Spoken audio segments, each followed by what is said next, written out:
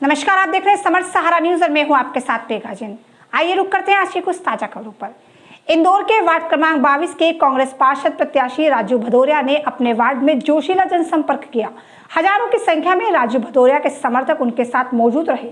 उन्होंने कहा कि अब परिवर्तन की लहर है और मैं अपना वार्ड, अपना परिवार के लक्ष्य के साथ आगे बढ़कर जनता की मूलभूत सुविधाओं को ध्यान में रखकर विकास के कार्य करूंगा। मतदाताओं ने प्रत्याशियों को विश्वास दिलाया कि उनकी जीत अवश्य होगी। और जब समर्थ सहारा की टीम वहां पहुंची तो पूछे राजू भदौरिया से कई सवाल। तो देखिए क्या है ये खास रिपोर्ट। राजू भदौरिया जिंदाबाद। राजू भैया संघर्ष करो, हम तुम्हारे साथ हैं।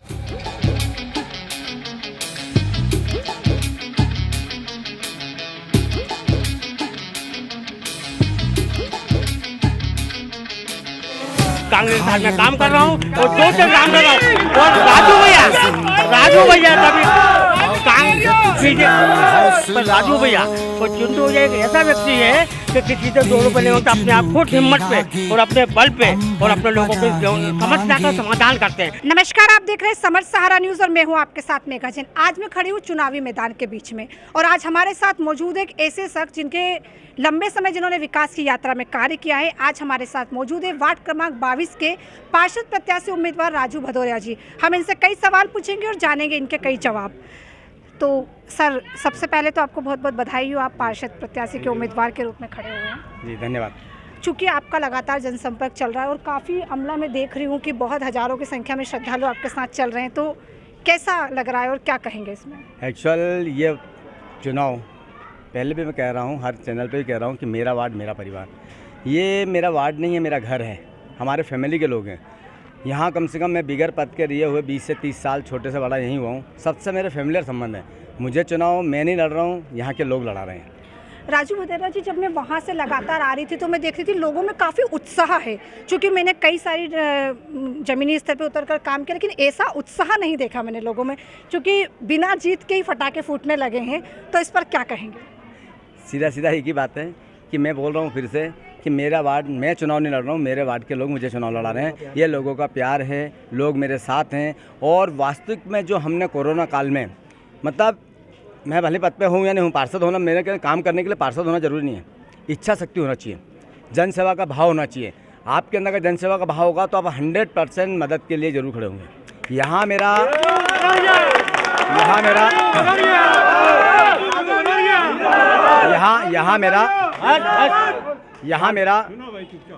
जो काम है, मेरे यहाँ व्यक्तिगत संबंध है। मैंने सभी लोगों के घर पे डायरेक्ट इनडायरेक्ट में हर गली में 2, 5, 10 घर ऐसे हैं जहाँ पे मैं व्यक्तिगत मदद की है। जन समस्याएं जो यहाँ के जवाबदार लोग तो उनकी जवाबदारी थी, लेकिन उसके बाद उन लोगों ने मुझे फ़ोन लगाया तो वो लोग निराधार रहे, हम उनके बीच में मौजूद रहे। सबसे बड़ा सवाल कि चुनाव में खड़े होने का महत्वपूर्ण कारण क्या था? क्योंकि चूंकि हम लगातार देख रहे हैं कि जिस तरीके से भारतीय जनता पार्टी बेरोजगारी, हम बात करें महंगाई की, तो लगातार ये सब बढ़ता हुआ जा रहा है। तो क्या हम ये देख सकते हैं कि जब आप पार्षद पद के लिए चुने जाएंगे तो आप इसमें जनता की कुछ सेवा करेंगे? मैंने एक बात बताऊँ, ये चुनाव बेरोजगारी, महंगाई, ये हम इसके मुद्दे उठा सकते हैं। ये चुनाव है जनता की मूलभूत सुविधाओं का, कि यहाँ पर हम जनता को मूलभूत सुविधाओं से कैसे मुँह कराएं। महंगाई और बेरोजगारी से लोग इतने परेशान हैं, उसमें हम एक जन सुविधाएं, छोटे छोटे काम करने को, जैसे पानी की समस्या है, ड्रेनेज की समस्या है, साफ़ सफाई की समस्या है, अपने राशन कार्ड है, खाद्यान्न पर्ची है, समर गाड़ी है, आयुष्मान कार्ड है, ये छोटी छोटी चीज़ें गवर्नमेंट की जो चल रही हैं, हम लोग उन पे काम करेंगे, उनको फोकस करेंगे। बेरोजगारी, महंगाई में कहीं ना कहीं इन चीज़ों से थोड़ा सा सपोर्ट मिलता है। चूँकि 15 महीने आपकी सरकार रही और उसके बाद 15 महीने के बाद सरकार में सत्ता पलट हो गया, और आज जब मैं देख रही हूँ कि बहुत सारी महिलाओं को भी टिकट दिया गया, कांग्रेस के बहुत सारे प्रत्याशी अपने अपने पद के लिए खड़े हुए हैं। महापौर के लिए संजय शुक्ला जी खड़े हुए हैं और कई वार्ड से अलग अलग प्रत्याशी खड़े हुए हैं। तो अब अगर आप लोग सभी जीत जाते हैं तो आपके विकास की राह का एक मार्ग कैसा रहेगा और क्या करेंगे इंदौर शहर के लिए? बहन, आपको बताएं कि हम लोग बिगर पद के काम कर रहे हैं। हम पार्षद बनना इसलिए ज़रूरी होता है कि जो सरकारी तंत्र होता है, उस तंत्र का सपोर्ट जब मिलता है तो हम जितनी ताकत से व्यक्तिगत करते हैं। हमको अगर व्यक्तिगत काम करना है तो या तो अपनी जेब से खर्चा करना पड़ेगा या फिर हमको किसी काम के लिए मशक्कत करना पड़ती है। लेकिन जिस दिन हम पार्षद बन जाएंगे उस दिन सरकारी तंत्र हमारे अंडर में होगा, हमारे अधिकार में होगा। हम उससे प्रायोरिटी के साथ काम कराएंगे। अगर संजय महापौर बनते हैं तो 100% मैं और चिंटू चौक से दोनों हैं, चिंटू भाई MIC बनेंगे तो इतनी ताकत से काम करेंगे। जो लोग यहाँ पर 30 साल से जिस चीज़ का इंतजार कर रहे हैं, जैसे हमारे सुंदर नगर है, कम से कम 30-35 साल पुराना है, यहाँ आज भी पानी की समस्या है। चुनाव आता है, पार्षद जी, विधायक जी एक चेहरे पर वोट मिल जाता है, निरार रहते हैं, 5 साल विधायक जी दिखते नहीं हैं। जैसे चुनाव आया उनकी निधि का दुरुपयोग करते हैं, चुनाव के समय कामकाज करना शुरू कर देते हैं, और जैसे चुनाव खत्म 5 साल, साढ़े 4 साल पूछते ही नहीं कौन कहाँ किधर। उसका हमको बहुत बेनिफिट मिल रहा है। ये जो निष्क्रियता है ना, ये मुकालते में है। इनको ऐसा लग रहा है कि हम लोग सर्वसरी है, जो देश का माहौल चल रहा है उस देश के माहौल से ये लोग मतलब इसमें होगा कि हमको जनता काम करने की जरूरत नहीं, जनता ऐसे ही वोट देगी। हम उस पर खड़े उतरेंगे कि जनता के काम करके, उनसे अच्छा व्यवहार करके, उनको परिवार का सदस्य बना के इतना काम करेंगे, पार्टी भाजपा कांग्रेस से ऊपर काम करेंगे। ये बहुत ही अच्छा बात है।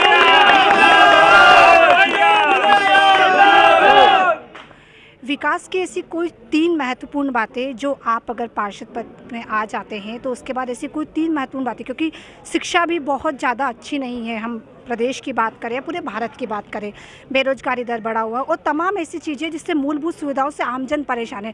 और वो कांग्रेस से ये लगातार उम्मीद कर रहा है, क्योंकि विपक्ष की एक मजबूत पार्टी बनकर कांग्रेस खड़ी हुई है भारतीय जनता पार्टी के सामने।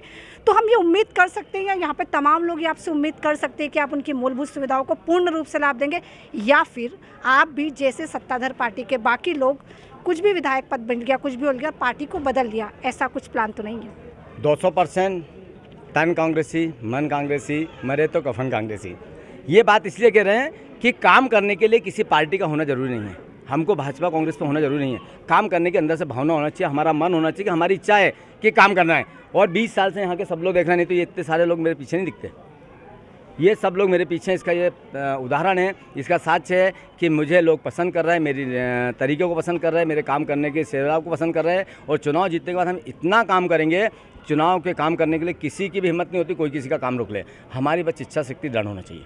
बहुत बहुत धन्यवाद राजू भदौरिया, संपर्क में इनके साथ साझा कर रहे हैं और लगातार चल रहे हैं, तो आप इनके बारे में क्या कहेंगे? जी मैडम, 15-17 साल हो गए जब से झेल रहे हैं, लेकिन आज हमारे परिवार का, हमारा भाई और हमारे पूरे वार्ड का परिवार का भाई समझते राजू भदौरिया को। हमारे इस वार्ड में कोई नेता नहीं, भाई और घर का भाई समझ के, क्योंकि आधी रात को भी एक फ़ोन पर बुलाने पर जो है ना हाजिर है, दुख में सुख में। तो इसलिए हम सभी लोग जो है ना राजू भदौरिया को चाहेंगे। राजू भदौरिया जिंदाबाद।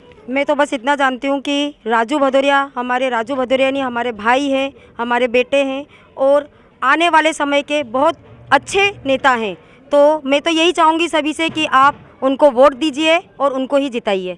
मैडम, राजू भैया जब 15 साल से यहाँ पे कोई उनका पास में पद नहीं है, लेकिन विगत 15 साल से बिना पद के कॉलोनी के लोगों की हर समस्याओं का समाधान करते हैं, जबकि पार्षद यहाँ पे बीजेपी के हैं। और जब फोन लगाओ 10 मिनट 15 मिनट में उपस्थित हो जाते हैं। बीजेपी से बहुत नाराज़गी क्या, काम ही नहीं करते। वो तो चुनाव आते हैं तब वो चुनावी फंड को खर्च करके ये दिखाते हैं कि हमारा काम बहुत अच्छा चल रहा है। और इसके अलावा राजू भैया तो कोरोना काल में लोग पेशेंटों से दूर रहते थे, डरते थे, घर में बैठते थे, और ये मौत से बिना डरे लोगों को इलाज करवाए, लोगों का, पेशेंटों को अपने हाथों से उठाया, और कई लोगों का इन्होंने दाह संस्कार भी किया। घर में ले जाने वाले, घर में उनके दाह संस्कार वाले नहीं थे, तो राजू भैया और उनके 2-4 साथी लोगों को घर से उठा के ले गए, विधिवत उनका दाह संस्कार भी किया। तब इनसे बड़ा नेता कौन हो सकता है? मैं सुंदर नगर की जनता को बोलूँ, जैसे चिंटू भैया काम करेंगे वैसे ही राजू भैया इसी वार्ड में आकर ऐसा काम करेंगे। और राजू भैया को कभी भी आप बुलाओगे रात को 12 बजे, 10 बजे, 11 बजे, जबकि मैं बीजेपी का आदमी हूँ, पर मैंने बीजेपी को छोड़ दी, कांग्रेस के साथ में काम कर रहा हूँ और 2 से काम कर रहा हूँ। और राजू भैया तभी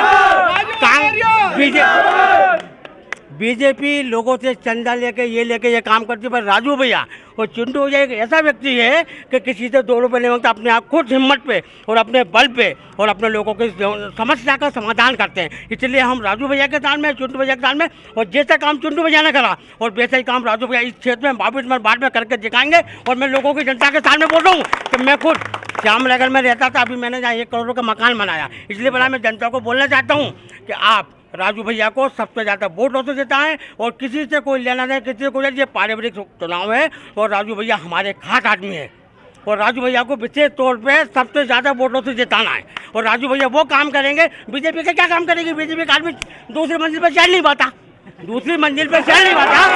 क्या काम करेगा?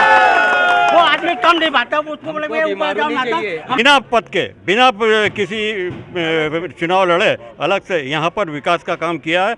यहाँ तमाम पानी की व्यवस्था वो कर देते हैं यहाँ पे आराम से, यहाँ पर लेडीज लाइन की व्यवस्था वो कर देते हैं यहाँ पे, और नर्मदा लाइन भी वो यहाँ यहीं बिछा रहे हैं अभी।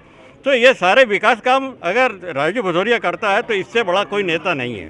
राजू भदौरिया हर वार्ड में संपर्क कर रहे हैं, घर घर जाके संपर्क कर रहे हैं, और चूंकि वो पार्षद नहीं थे तब भी जैसा मुझे यहाँ के आम जनता बता रही थी कि उन्होंने लगातार कार्य किए, इस पर क्या कहें? हाँ, ये बात सही है। उन्होंने पानी के टैंकर वगैरह भेजे हैं, और जो भी कोई उनके पास कंप्लेंट लेकर जाता तो वो आते हैं, खड़े होते हैं यहाँ पे।